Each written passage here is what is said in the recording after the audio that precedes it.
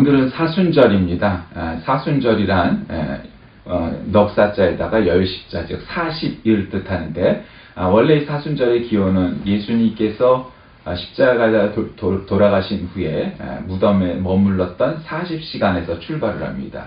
그래서 애초에는 40시간을 기리다가 그것이 점점 확장되면서 40일로 확장되었는데, 그 중에서 주일을 뺀, 일요일을 뺀 나머지의 40날을 사순절이라고 하는 것이죠.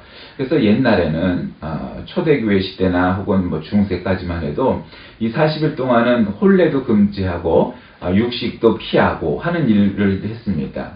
그런데 이제 종교라는 것이, 그 다음에 그런 여러 가지의 그런 전승을 지키는 것도 이제 현대화되고 지역화되고 뭐 이렇게 국제화되다 보니까 가끔은 이 사순절 기간 동안에 혼인, 결혼을 하는 것이 마땅하냐, 그런 것을 오늘날의 시대는 예전하고 너무 많이 달라졌기 때문에 시간으로도 그렇고 공간으로도 그렇고 많은 변화가 있었습니다. 그래서 전통을 이렇게 문자 그대로 지키는 게 중요하냐? 그것도 틀렸다고 절대로 말할 수는 없습니다만, 그러나 사순절 내내 동안 육식을 피하고 결혼을 안 하고 하는 일 따위를 하는 것보다는 그런 기간은 좀 이제 현대화됐으니까 좀 줄여서 고난주간, 한 주간 동안은 정말, 고난주간 동안에 결혼하겠다고 하는 사람은 진짜 그건 그렇죠. 일주일 정도는 우리가 피할 수 있잖아요. 단지 뭐 장소 때문이 아니면.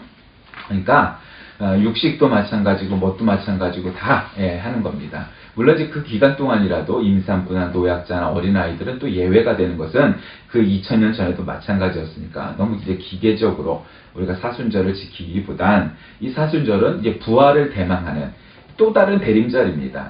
또 다른 대림절이기 때문에 부활하실 예수님을 기다리면서 경건하게 보내는 기간이 사순절이게 되겠습니다. 오늘 이제 본문의 말씀은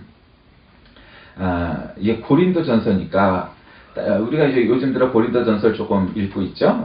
가끔 고린도전서란 건 사도 바울이 지난번에도 말씀드렸다시피 굉장히 외래 문화가 많이 들어와 있어서 경제적으로 융성하였으나 그러나 영적으로는 많이 혼탁해 있는 혼합주의적 성향을 보인 고린도 교회에 대하여 주시는 편지였습니다.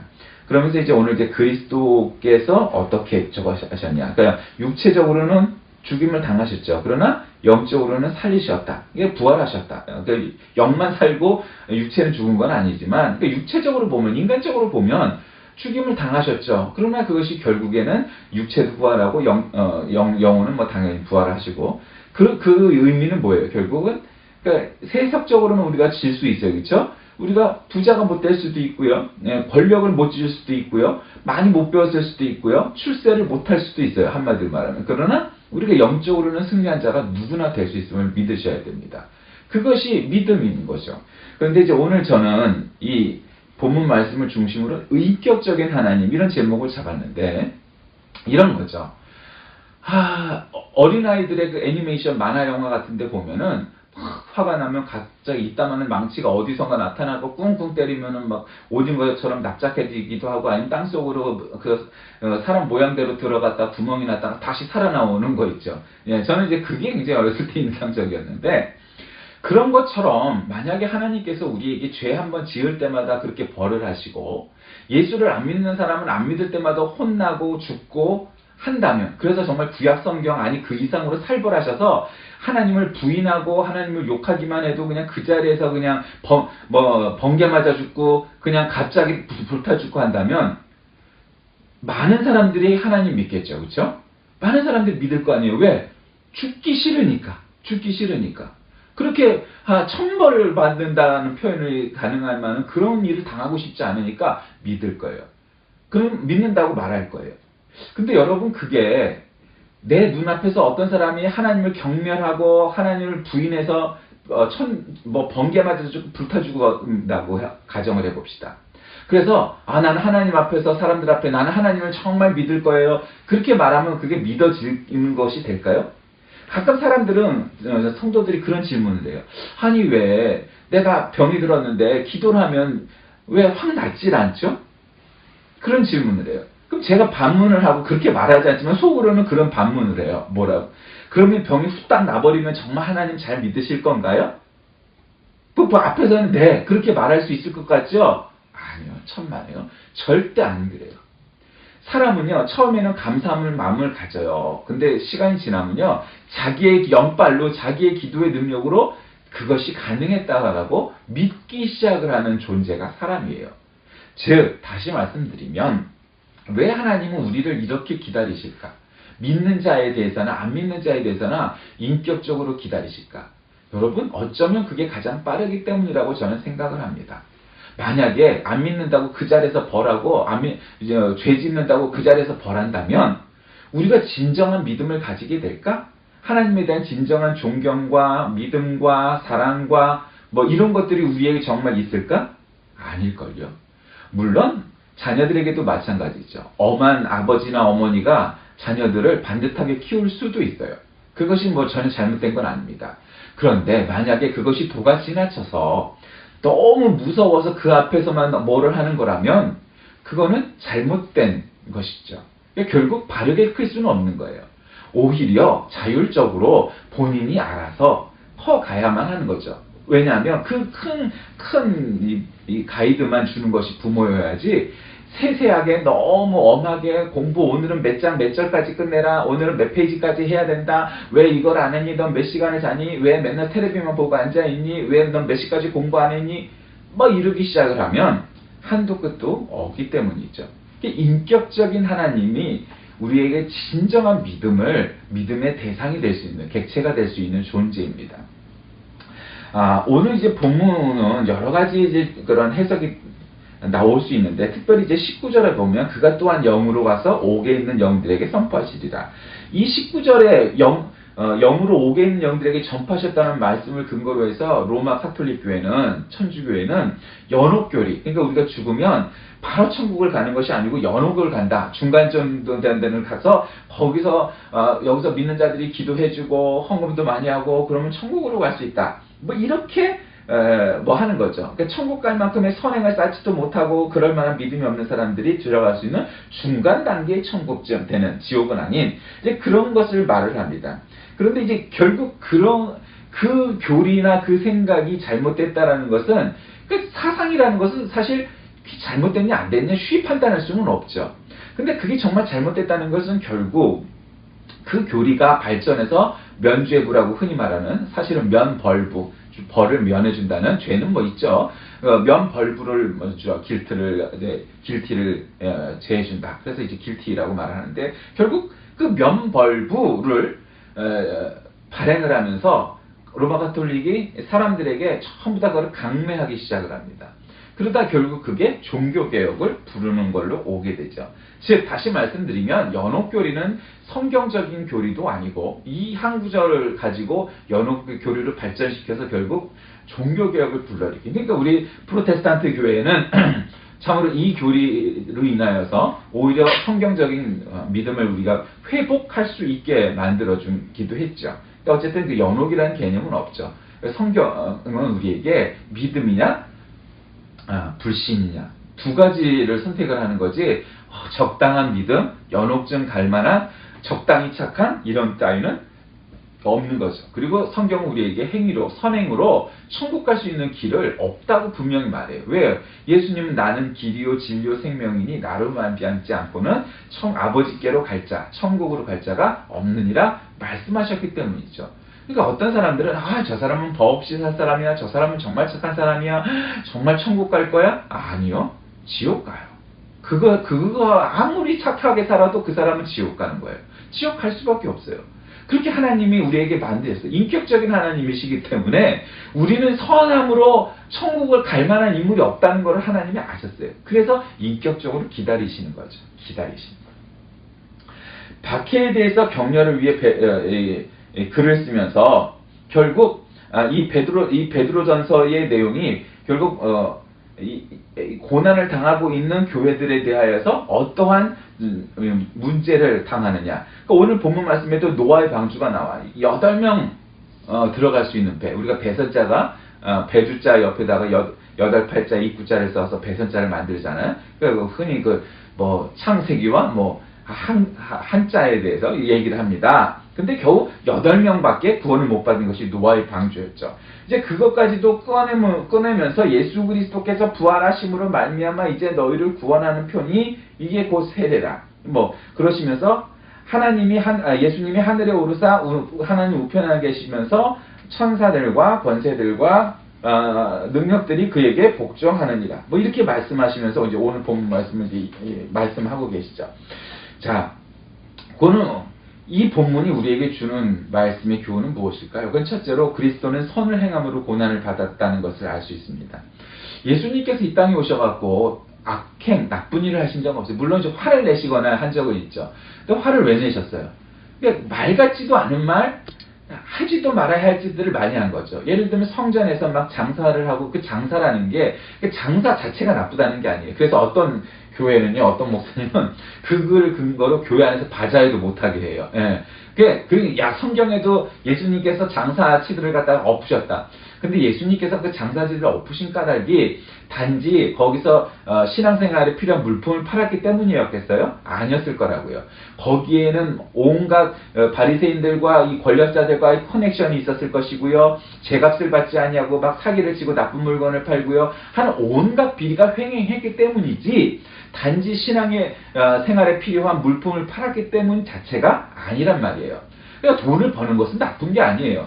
그러나 나쁜 방법으로 돈을 버는 게 나쁜 거죠. 그래서 예수님께서 성전을 뒤엎으셔서 화를 냈거나 하는 몇몇 가지의 일들을 빼고선 전혀 그렇게 화를 내거나 죄를 짓거나 하신 분이 아니었죠. 그래서 그리스도는 선을 행하셨어요. 그런데 그분의 결과는 뭐였어요? 고난을 받게 되죠. 고난을 받게 돼요. 여러 가지 핍박을 받아요. 그러면 고향에 가서도 핍박을 받고요. 야, 저거는 가짜다, 이단이다, 사입이다. 많이 비난을 받고 그 결국에 그 모든 고통, 고난의 핵심은 십자가를 지시고 골고다 언덕을 가셨던 것이 바로 아주 하이라이트였던 거죠. 그렇게 고난을 받게 됩니다. 그러면서 우리는 뭘 깨닫습니까? 아니, 죄 없으신 예수님도 일생 동안 고난을 받으시고 십자가에 달리시는 고통을 받으셨는데 사람인들 어찌하니 그럴 수 있겠는가 하는 말입니다. 그러니 예수님도 당하신 고난 우리도 묵묵히 이겨나가겠습니다. 라고 고백을 하는 것이 성도임을 믿으시길 바랍니다. 그러나 그 고난 속에는 우리에게 한 줄기 희망이 있죠. 그건 무엇이죠? 예수님이 그 고난을 이기시고 십자가에서 돌아가신 다음에 사흘 만에 부활하셨다는 그 부활의 메시지가 우리에게 있기 때문에 우리가 스포츠 결과를 알고 보는 것과 모르고 보는 것은 전혀 박진감이 다르죠. 근데 우리는 알잖아요. 우리가 그렇다고 너무 나태해지다는 얘기는 아니고 그래서 고난도 이길 수 있다는 거죠. 둘째로는 그리스도는 한 번 죽으심으로 불의한 자를 대신하셨어요. 여러분 물고기 중에 여러분 연어 좋아하실 거예요. 2월경에 산란을 하는데 새끼가 태어나면 어미는 곧 죽어버리죠. 근데 어린 새끼가 어미의 살을 먹고 자라게 하기 위해서 그렇습니다. 그런데 또 거미도 그렇다고 합니다. 어떤 종류의 거미는 그 새끼의 생명을 위해서 어미의 한 생명이 희생되면서 자기의 몸을 이 새끼에게 줘서 먹고 자라게 해서 어미를 결국 먹고 자라는 거미 종류가 있대요. 어쩌면 우리도 그처럼 예수 그리스도의 희생으로 말미암아 십자가에 달리심으로 말미암아 영생을 얻고 구원을 받고 하는 일을 할 수 있게 되었는데 그 거룩한 희생에 우리가 힘을 다해 보답해야 할 것이에요. 옛날에는 제사를 드렸죠. 제사라는 게 그 구약 시대에는 양이니 염소니 소니 비둘기니 이런 제물들을 가져다가 배를 가르고 각을 내서 피를 흩뿌리고 하여튼 여러 가지 방법에 레위기에 기록되어 있는 대로 그렇게 제사를 지내고 그렇게 해서 제물을 드림으로 나를 죽을 수가 없으니 내 피를 낼 수 없으니 제물을 내시는 거예요. 그것이 모든 이제 원시 종교 초기 종교들의 일반적인 방법이기도 했죠.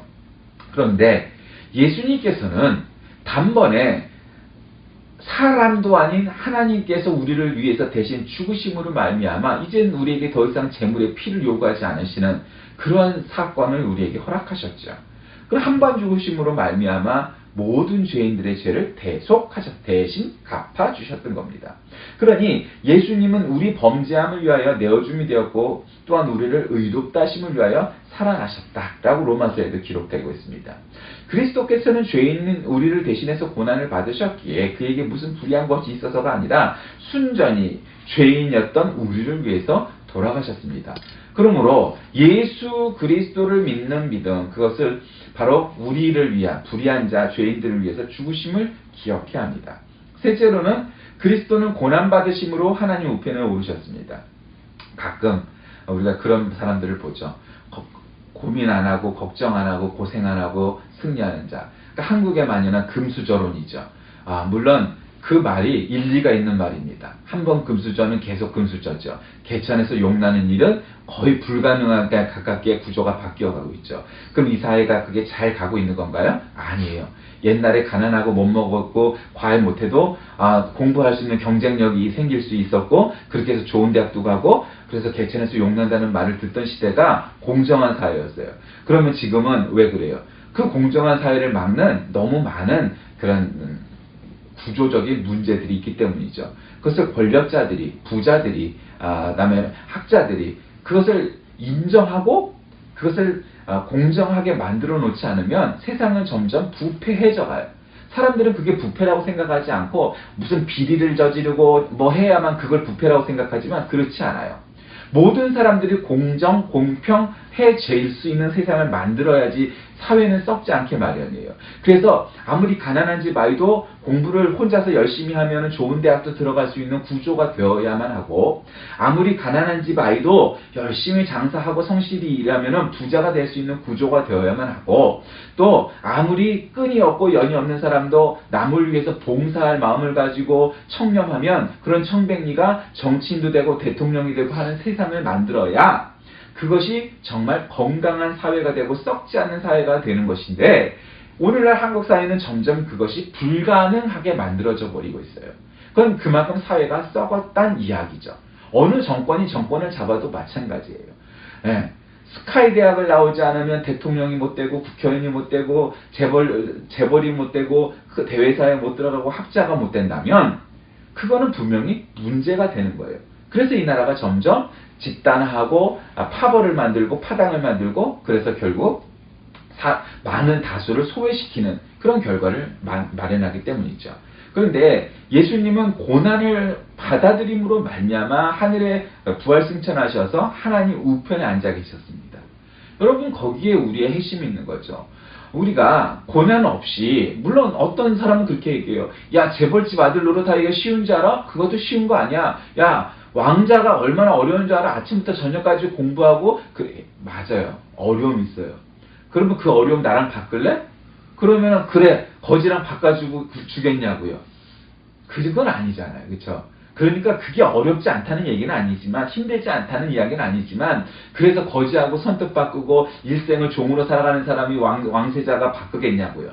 그러면 얘기하지 말아야 되는 거예요. 그게 어렵지 않다는 건 아니지만, 그러나 그것은 배부른 의견일 뿐이지 결코 일생을 대대로 종으로 살아가야 되는 종과 그 신분을 바꿀 수는 없다 이 말이죠. 않을 거다 이 말이에요. 그러니 하나님 우편에 올라가신 그분이 십자가의 고난을 당함으로 가능했던 것처럼 인생은 어느 누구나 고난을 겪게 마련이고 마찬가지인데, 그러나 특별히 예수님께서는 사람이 인내하기 어려운 십자가, 즉 십자가라는 건 가장 흉악한 범죄인을 갖다 죽이는 형벌이었잖아요. 그러니까 정치적인 목적을 가지고 십자가를 달려 죽으시게 했어요. 그리고 옆에는 창을 꽂고 해갖고 그 창 자국이 나서 피가 흘러서 결국 걔 한마디로 피 말라 죽는다고 그러죠. 그 피 말라 죽는 게 마음의 속에 피 말라 죽는 게 아니고 진짜 피가 흘렀을 거 아니에요. 피가 흐르니까 피가 다 떨어지니까 육체가 생명이 다할 수밖에 없었고 결국 돌아가셨죠. 그리고 3일 만에 부활하신 거죠. 그러니 여러분, 그게 점점 차라리 총으로 한 방 딱 맞고 죽으면 고통도 없이 죽게 되지만, 피가 이렇게 줄줄 새면서 죽게 되는 그 죽음이라는 게 어떤 거겠어요? 그게 정말 고통스러웠을 거예요.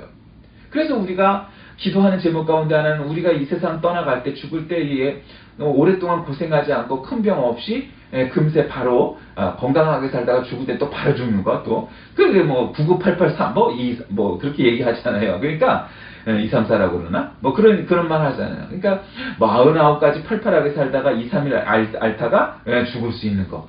그래서 사람이 죽는 것도 그렇게 죽을 때가 되면 또 빨리 죽는 것도 그것도 복이란 말이에요. 근데 예수님은 그런 복조차도 없으셨어요.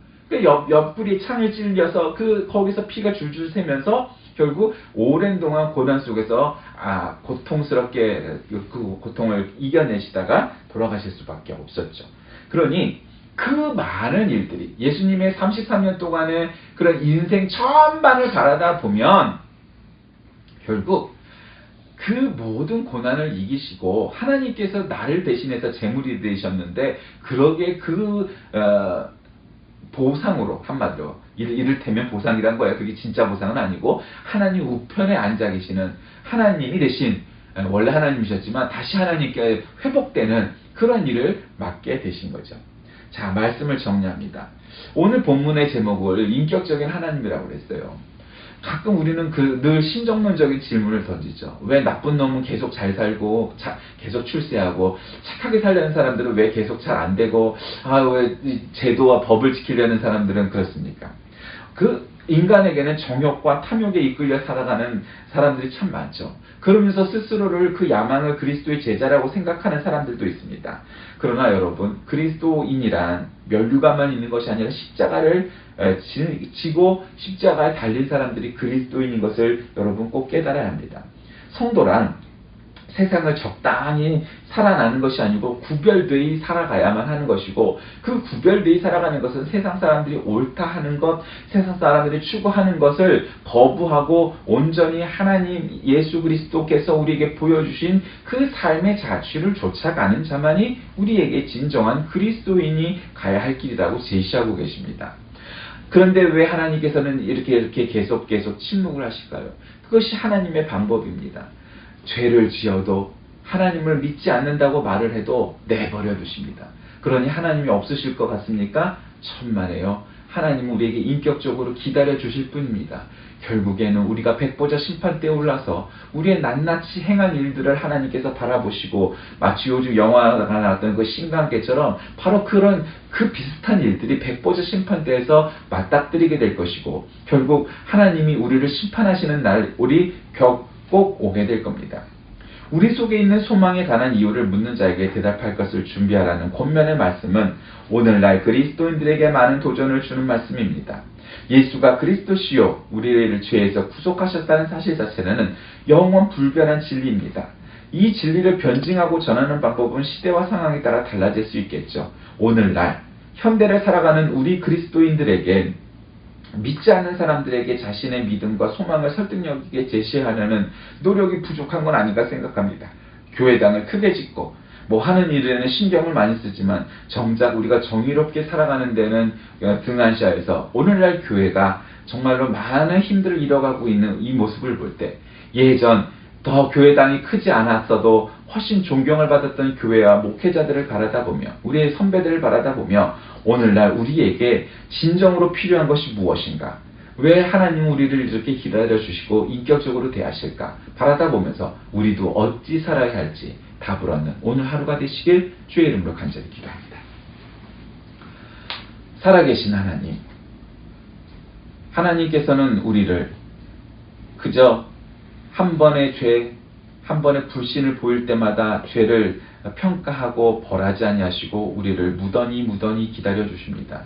그 사랑, 그 은혜, 그 자비하심을 우리가 깨닫게 하여 주옵소서.